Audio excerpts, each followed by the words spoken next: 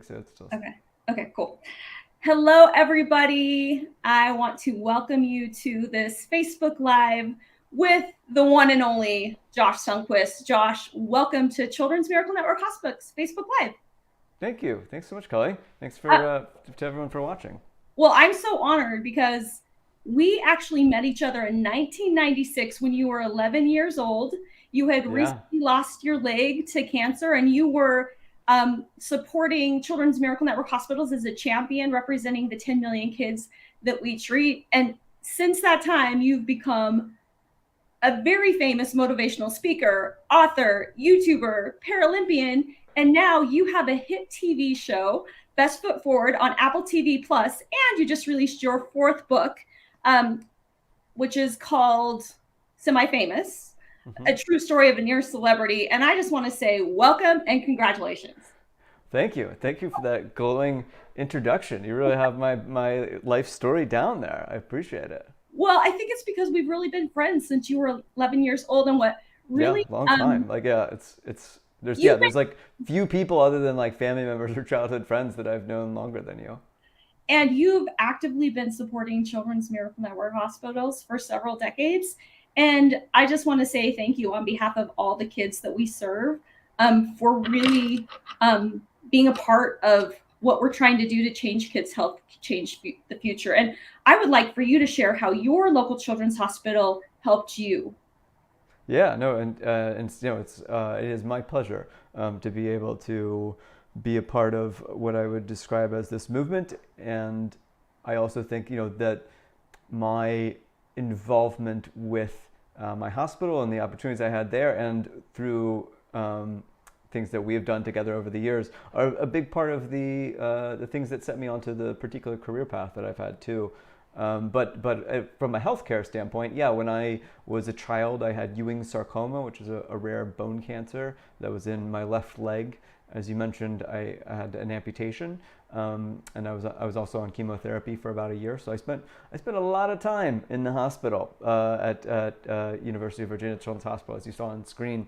So yeah, I mean, I spent about 100 nights in the hospital. So spent a lot of time with other kids, but also with doctors and nurses. And yeah, the healthcare practitioners there were extraordinary, and not only saved my life, which is great, but also they were. I felt like it was always people who cared about me personally and about our family personally, which makes such a big difference in a clinical setting, that it doesn't feel clinical. Mm, I love that. And so, are you still connected with your local children's hospital? I know you're connected with us as a network, but have you been in touch with them, since you've been a patient there? Yeah, there's a couple people who are still around that I correspond with, and my mom does as well. Email pretty regularly with a few of the nurses, and then also like a teacher, sort of like a child life specialist is closer to what they would be called now. And I correspond from time to time with my primary doctor who is there. I love that. Well, I want to talk about this new Apple TV show, Best Foot Forward, which is a story about your life. And what's really incredible is you were able to find an actor, Logan, who is a fellow amputee who had no acting experience, to come on the screen to portray really what it's like to just want to fit in, to not be seen for your disability, but just to be accepted for who you are. And I would just love for you to share what you want people to take away from watching this, because I will say it was so funny, it was so relevant, it was so educational, it was so inspiring, it was so upbeat, and I walked away with so much just empathy and understanding for you, as you have lived your life with this disability, but literally you have changed the world, even though you've had this, but it's not who you are. It is not who you are, and it's not who you've ever been, but it just happens to be a part of your story. Thank you, and well, thanks for all the high praise. And I know I'm so glad you like the show. Yeah, as far as walking away, I think what I'd want people, yeah, first of all, is to be entertained, as you were, right? Which is, to me, it's like yeah, maybe you try to, when you're telling a story like this or creating a show, maybe you have a message in mind, but if the show is not entertaining, if the story is not inherently meaningful on its own to people, then it doesn't really matter what your message is. So first and foremost, that's what I hope, right? And to me, the best compliment is all the comments that I'm seeing now from people. The show's only been out like 4 or 5 days, and people saying like, I'm watching it my second or third time, which is like awesome. That's amazing. But what I would hope, I hope, I think there's sort of two like demographics.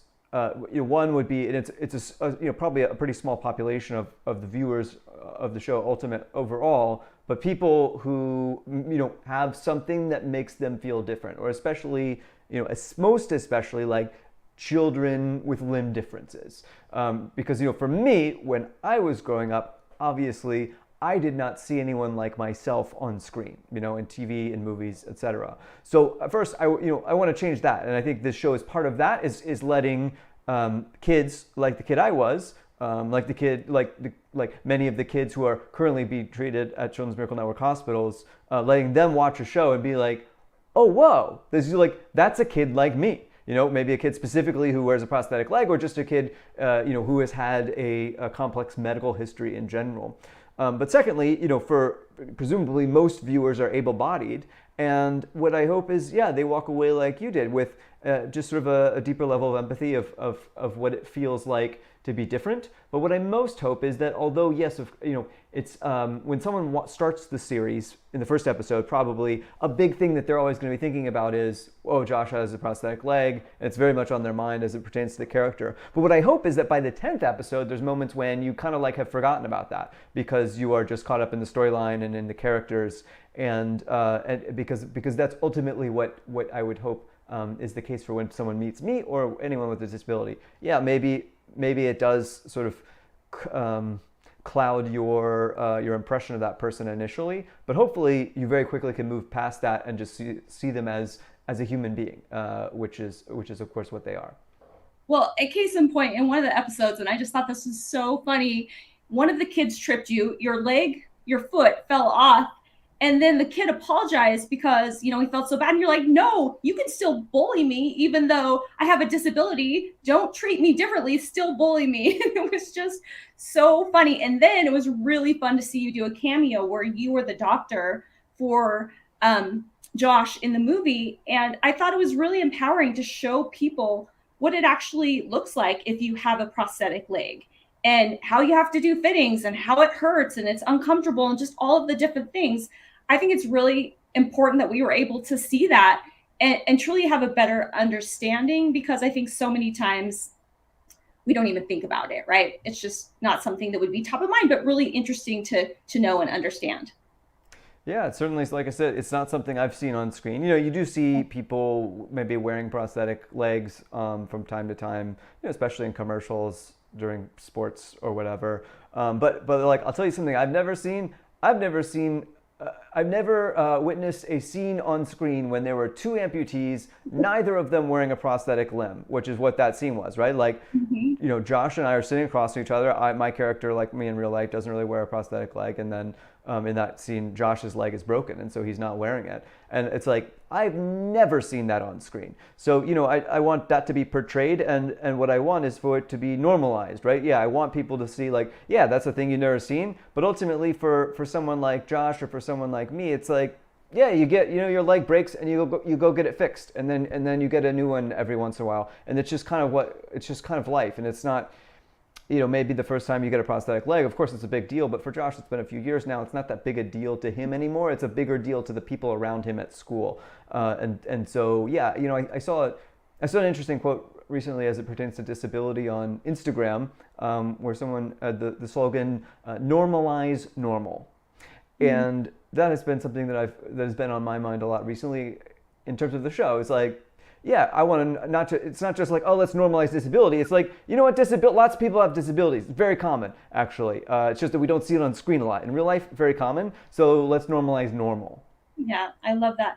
Another thing I wanted to ask you, and especially for anyone that's listening on the Facebook Live right now, and maybe parents or Miracle Kids if they're on, I want them to feel, more empowered. And you'd mentioned in the series that some people just ask really ridiculous, idiotic questions, like, is your foot real? Like just really dumb Hmm. things. What's a question you would rather be asked that people don't ask, but you would just prefer seeing you, and like what's questions that people can ask?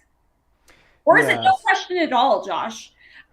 Right. Well, yeah, that's the trick of it, right? Is like sometimes people are like, well, if I meet a person with a disability, like, like what should I say? Right. It's like, I don't know. Why do you have to say something? I don't like if it's relevant to the conversation, sure, but Yeah. like I don't, like if you meet a tall person, do you feel like you need to talk about how they're tall? Some people do.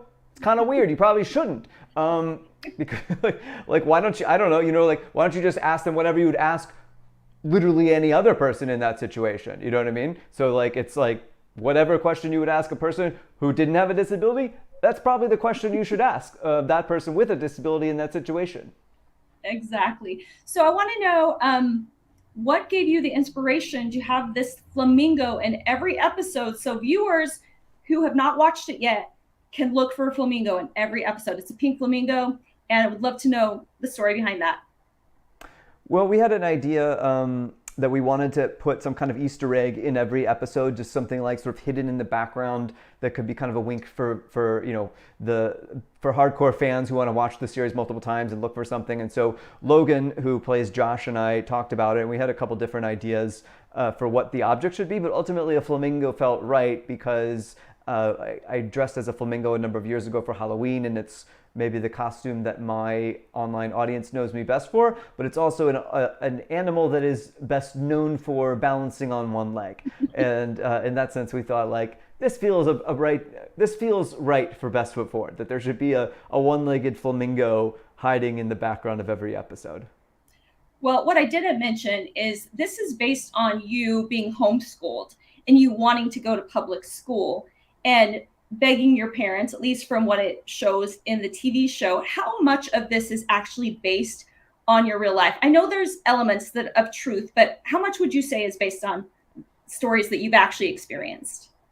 Yeah, I would say it is loosely inspired by my life. So, someone like you who has read my books and knows my material pretty well, you are probably able to very easily pick out stories like you said of, when the girl asked me, referring to my prosthetic leg, is the foot fake too? You've heard me tell that story on stage, and you saw that someone asked me that or asked Josh that in the pilot. So now that did not happen on my first day of public school, right? But so we're not trying to like tell a biography or make a documentary about my life in that sense. We are trying to when I say we, I mean the writers. I'm one of the writers, but there was like 12 of us in the writers' room. So and side note, five people, including me in the writers' room, had a disability, which is amazing and really unheard of in Hollywood. Love that. So we're trying to like use my life as a springboard to tell meaningful and entertaining stories.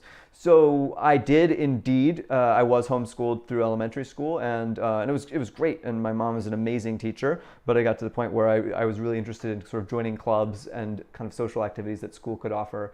And then I transferred to public school. So the series is like there. It's the structure of the concept of the series is very much based on my life. And I would say in every episode I could point you to what from my real life. We made into the story. In other words, I like the story I always tell about when I smuggled a 2-liter into a movie theater, and we have an episode about it. Now, I really did that. It did not go down exactly how we do it in the episode because we have characters we have to involve and it has to be exactly 21 minutes long. And so then we figure out like what do we need to fictionalize in order to make it work in the series. But it is based on that in that sense on very literally a true story. Well, I have to ask this question. I'm pretty sure I know the answer, but can you verify if this is true? That before you went to your first day of school, you got a yearbook and memorized all of the kids' names. So when you saw them at school, you could say hello and make friends.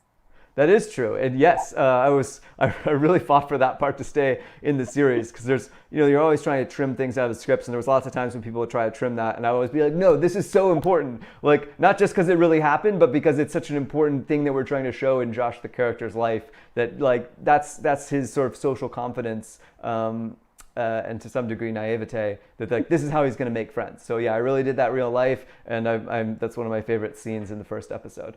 Well, I was rewatching that episode yesterday. I had some family in town and I was sitting down with my nephews and you go into the school and you just start dropping everybody's name.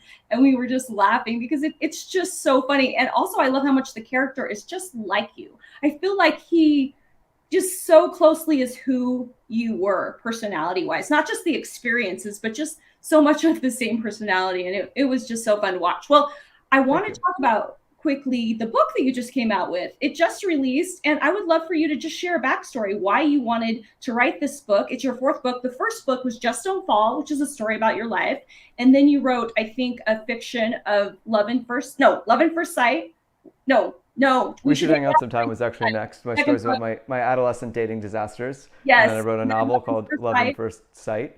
And now this, and then Semi-Famous just came out last week, at the same week as the show, in fact.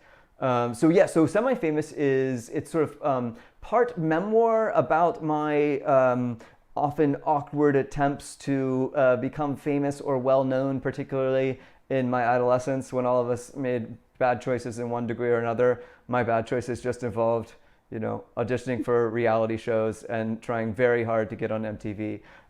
So I recount some of those stories, but sort of in light of what I had a lot of curiosity about fame, and I wouldn't say that I'm a famous person, but I think that I'm semi-famous, and that's why that's the title of the book. And as a semi-famous person, I think it's interesting because a lot of people really want to be famous. Many of us have some part of us that wants to be famous, but we also have this part of us that thinks that fame looks very difficult and stressful and probably does not lead to increased happiness. So I think that that's a weird thing to reconcile. And I guess I wanted to know, is it possible to be both very famous and very happy? And so my book is my stories in along that theme, but also my investigation into mental health and fame.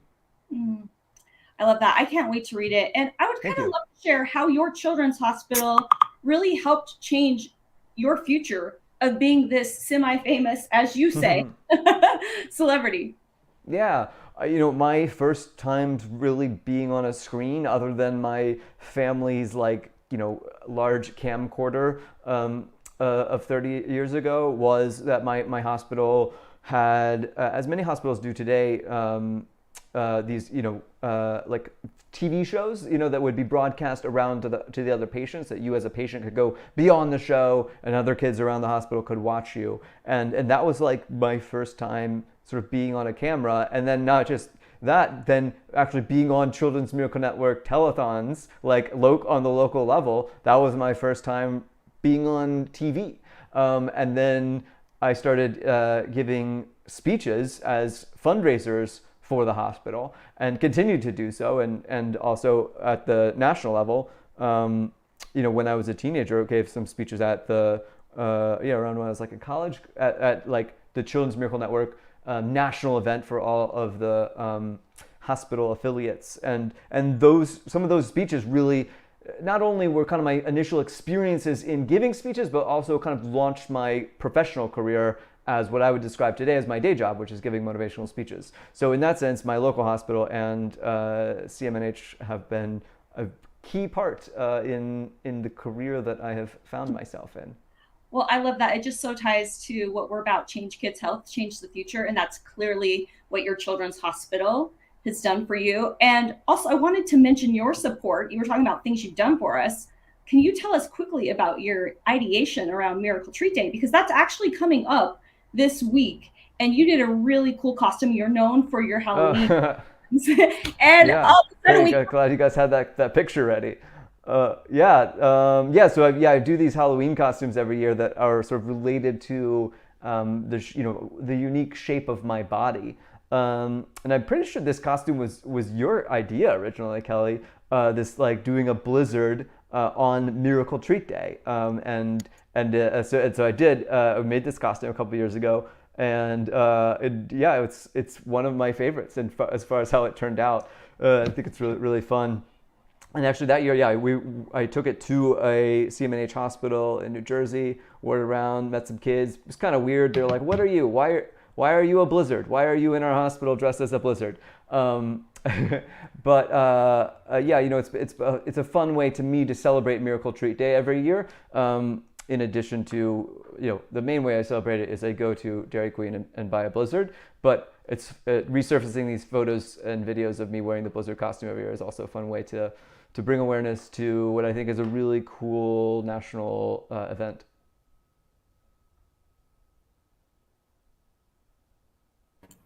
Hey, Josh, Kelly's having some audio issues here, so I'm going to tag Okay. in here. But I know we're kind of at the time here, but anything that you want to share with us as last parting comments for us?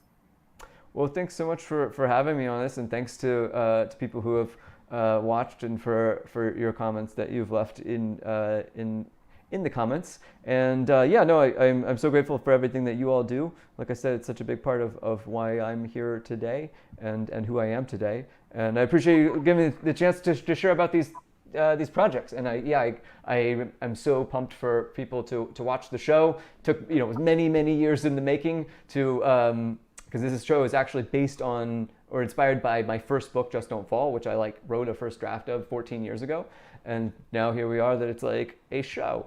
So I'm excited for people around the world to watch it. It's out in over 100 countries, in a couple dozen languages. So yeah, it's just a really exciting to be doing something on that scale. That's awesome. That's really cool. And if people want to stay in touch with you on social media, what's the best way for them to do that? You can see my name on the screen, Josh Sundquist. I'm at Josh Sundquist on all social media platforms. Awesome.